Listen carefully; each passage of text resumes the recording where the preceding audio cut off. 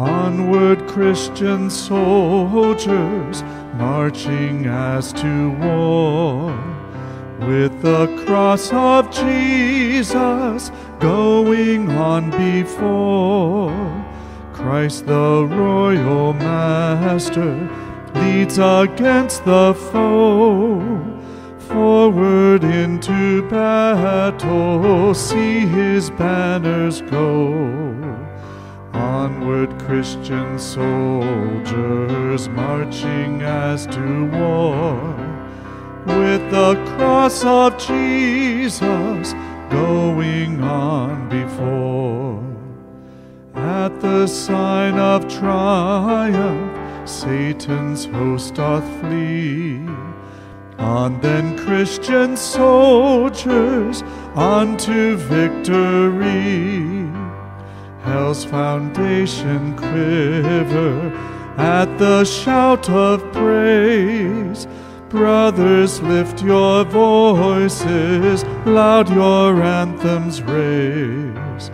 Onward, Christian soldiers, marching as to war, with the cross of Jesus going on before. Like a mighty army moves the church of God.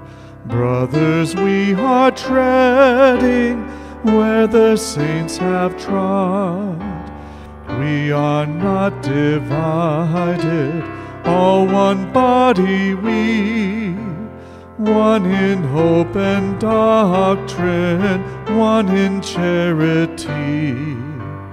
Onward, Christian soldiers, marching as to war, with the cross of Jesus going on before. Crowns and thrones may perish, kingdoms rise and wane, but the church of Jesus constant will remain. Gates of hell can never against that church prevail. We have Christ's own promise, and that cannot fail. Onward, Christian soldiers, marching as to war, with the cross of Jesus going on before. Onward then, ye people, join our happy throng.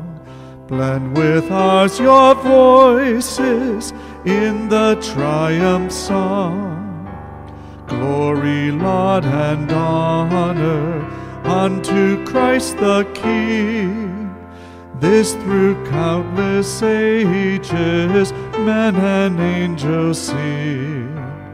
Onward, Christian soldiers, marching as to war, with the cross of Jesus going on before.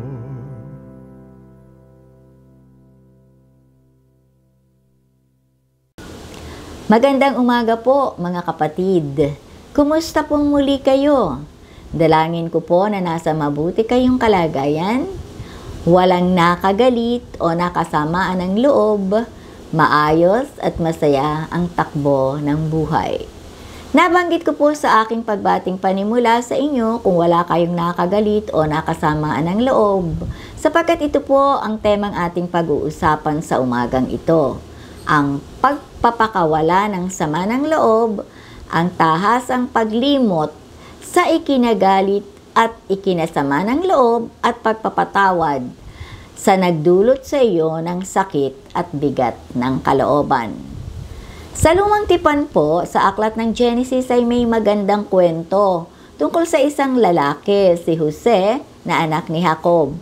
Inisip ng mga kapatid ni Jose na siya ay over-favorite ng kanilang ama, kaya't pinag-isipan nila ito ng hindi maganda.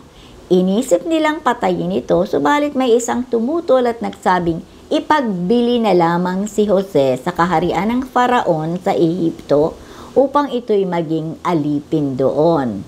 At iyon nga ang nangyari. Pinasinungalingan nila sa kanilang ama ang tunay na nangyari kay Jose. Napaniwala nila si Jacob na si Jose ay napatay ng mababangis na hayop.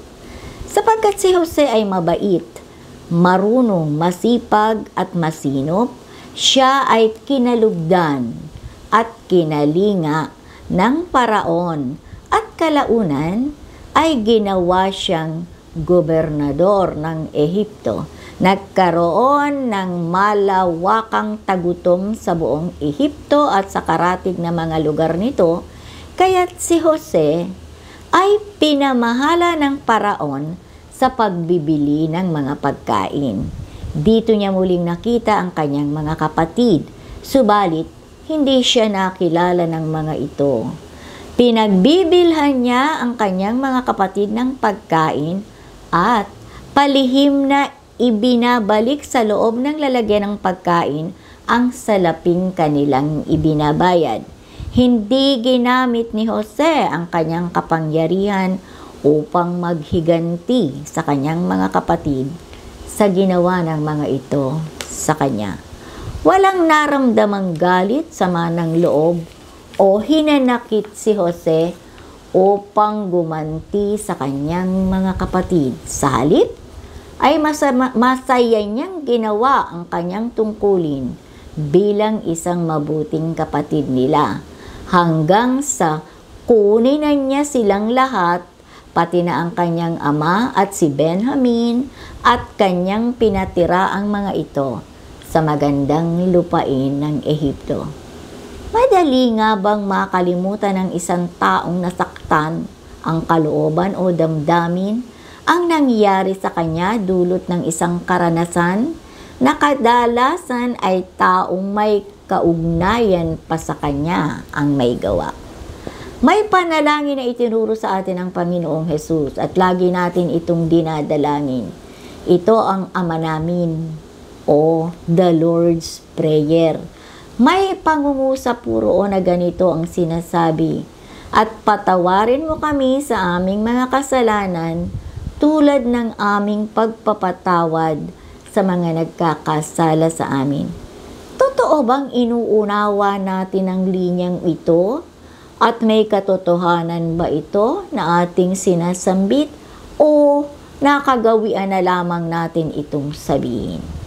Ang panalangin ito ay nagtuturo sa atin na nararapat na magpatawad tayo sa nagkasala sa atin, sa mga nagtrato sa atin ng di makatarungan. Hindi natatanungin kung ikaw ay may katwirang magalit, kung gaanong pinsala ang nagawa nito sa iyo. Ang tungkuling magpatawad bilang isang mananampalataya at tagasunod ni Kristo ay dapat nating gawin at hindi ito madali. Mayroong karanasan na masasabing lubhang nasaktan ng husto ang ating kalooban, ang ating damdamin. Subalit kung iisipin natin kung paano tayo pinatawad ni Kristo, ay magiging madali na ang magpatawad sa kapwa. Kung gugunitain ang ating pagkakasalang nagawa sa Panginoon, simula sa ating pangapagkabata, marahil ay mas malaki pa, mas mataas pa ito kaysa sa atin. Subalit nang lumapit tayo kay Jesus, hindi niya sinukat o inisa-isang sabihin ang kasalanang nagawa natin, kundi naroon agad ang biyaya ng pagpapatawad. Isa pa, tulad nga ng ating panalangin, patawarin mo kami sa aming pagkakasala tulad ng aming pagpapatawad sa mga nagkasala sa amin. Ang sukatan ng pagpapatawad ng Diyos sa atin ay ayon sa ginagawa nating pagpapatawad sa iba. Sinabi ni Roy Smith, isang lecturer, ang paraan ng pagpapatawad ay isang espiritual na biyaya para sa bawat mananampalataya at nararapat lamang na ito'y mabuo at maging bahagi ng ating karakter at pag-uugali. Subalit ang bagay na ito ay napakahirap gawin. Kaya't nagbigay siya ng ilang bagay na maaaring makatulong sa atin. Gaya ng una, Ihambing mo ang nilasap ni Jesus na sakit na ginawa ng mga tao sa Kanya. Kahit nakatuting, hindi natin maihahambing ang ating dinaranas. Ikalawa, alalahanin natin ang maraming mga kabutihang naranasan natin sa iba, ginawa o ibinigay nila sa atin. Maaaring isa doon ay ang taong nakasakit sa iyo ngayon. Ikatlo, pasalamatan ang mga biyayang ibinibigay sa iyo ng pag-ibig ng Panginoon at ang ginagawa niyang pagpapatawad sa iyo araw-araw. Ikaapat, maging matapat na magpunyagi upang ipanalangin ang nakasakit sa iyo. Alalahanin na siya ay maaaring nasa kapangyarihan ni Satanas. Ikalima, bago matulog, ugaliing laging usal-usalin ang itinurong panalangin ni Jesus. Patawarin mo kami sa aming mga kasalanan tulad ng aming pagpapatawad sa mga nagkasala sa amin. Kapatid, kung gagawin ang mga ito, kung ikaw ay mananampalataya, naniniwala akong malaki ang maitutulong nito upang ikaw ay makapagpatawad. Ang pagpapatawad ay dapat na isakatuparan at hindi sasabihin lamang. Ito ay utos ng Diyos at dapat sundin ng tao. Sa Diyos ang papuri. Tayo po'y manalangin. Amang mapagmahal, salamat sa pagpapatawad mo sa lahat ng aming mga kasalanan. Tulungan mo po kami na makakapagpatawad din sa lahat ng mga taong nagkakasala sa amin. Ngayon na po, pinatatawad po namin sila sapagkat napakahalaga sa amin ng iyong kapatawaran. Salamat po sa kapayapaan at kagalakan na kaloob mo. Sa pangalan ni Jesus. Amen.